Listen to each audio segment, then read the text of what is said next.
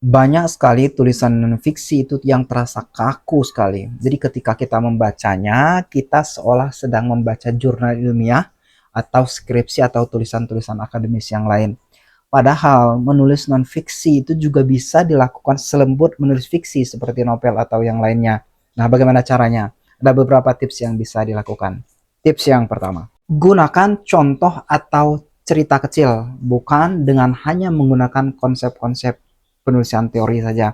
Jadi ketika kita menjelaskan segala sesuatu, gunakan cerita, gunakan contoh itu sederhana dan mudah dipahami oleh orang lain. Yang kedua, gunakan suara manusia, bukan hanya suara akademis. Maksudnya dalam proses penulisannya itu bangunlah interaksi kita dengan pembaca. Ajukan pertanyaan, pembacanya disapa dan lain sebagainya. Sehingga ketika mereka membacanya, ini terdengar seperti bahasa manusia, bukan hanya sekedar muntahan dari fakta-fakta akademis atau teori-teori yang lain saja. Yang ketiga, buat tulisan kita itu sederhana. Misalnya satu paragraf hanya mengangkat satu gagasan saja.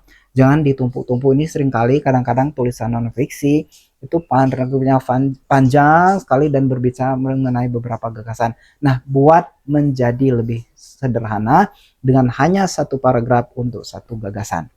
Tips yang keempat atau yang terakhir, gunakan metafora atau perumpamaan untuk menjelaskan sesuatu yang rumit. Misalnya kita ingin menjelaskan sebuah konsep. Konsep itu rumit dan kalau dijelaskan secara apa adanya itu mungkin sulit dipahami. Nah, gunakan metafora atau perumpamaan supaya dapat dipahami dengan lebih mudah.